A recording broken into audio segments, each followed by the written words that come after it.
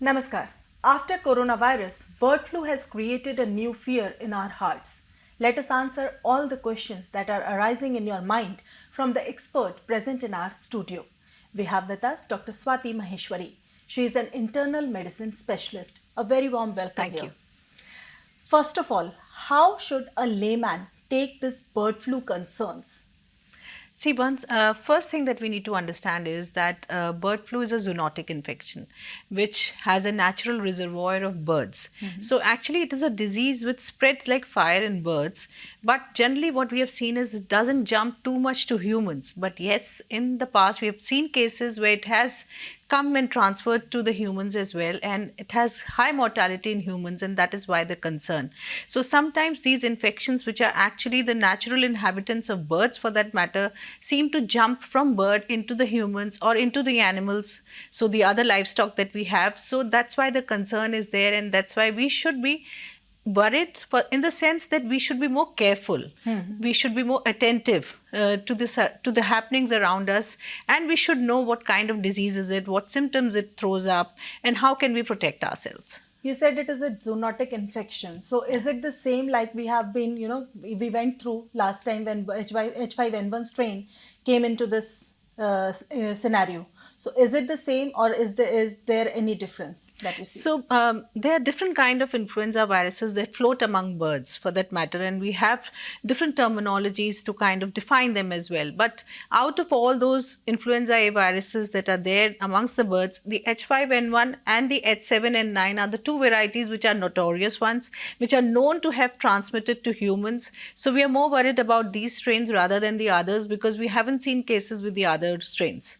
Yeah, how we humans get this infection from birds? Even if we are not in direct contact with the birds, still we can get this infection? So no, what we have generally seen is that the people who are, kind of dealing with the birds, either they are at the poultry farms, or they are at the zoo, or they are in the bird market for that matter, or they are transporting birds from one place to the other, they are involved with the defeathering of the birds or something like that. So these are the people who are at greater risk, because they are constantly surrounded by birds and they are dealing with the birds all the time. And it's been seen that this virus can be transmitted to humans either by a dead bird or a live bird, both. So the bird which kind of secretes the different secretions from its eyes, nose and mouth, all those might contain the virus, and also even the feces of the bird might contain the virus. So if a human comes in contact with these things, and these things actually enter a human body through the eyes, nose and mouth again. So if we have contaminated hands, and or we are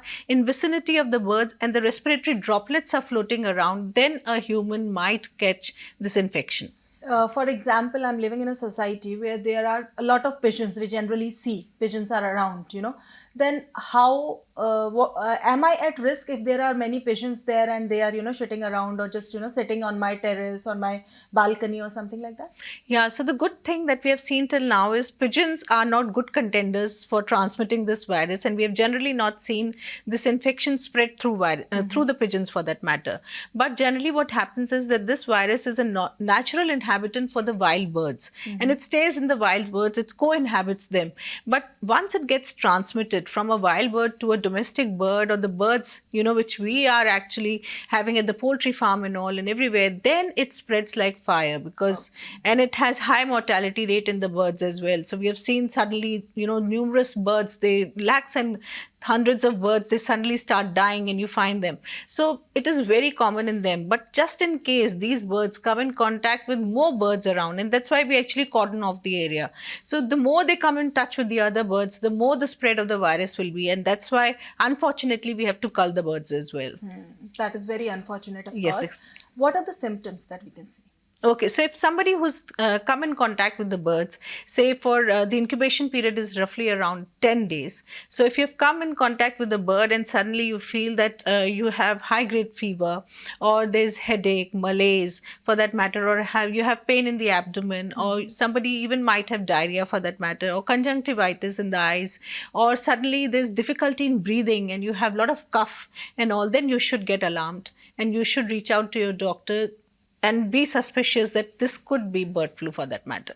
But all these symptoms, I believe, we have been, scared of in last 1 year because of Absolutely. coronavirus also, and being winters, sometimes like we have these Seasonal certain flus, issues, yes. seasonal flu as well. So how do you differentiate between these Yeah, symptoms? so more or less the symptoms are same, as you rightly mentioned, that we have same symptoms with corona infection as well, with the seasonal flu as well.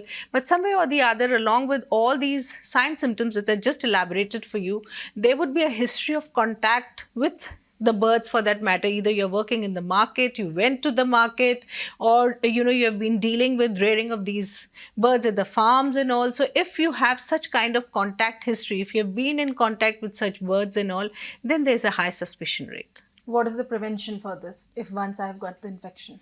Okay, so the first thing is obviously that as soon as you are able to identify that you had been to such a place and you are at risk of a bird flu and you're having such symptoms and all, then you should immediately reach out to your doctor, because we have RT-PCR tests for diagnosing bird flu as well. And then we have a lot of antiviral drugs which are very helpful, and we can treat these people at time. And we have oseltamivir, we have zanamivir. So we have a lot of antiviral drugs which we can very well use in bird flu cases as well. But the only thing is that people should immediately reach out to a doctor and not wait at home and self-medicate themselves.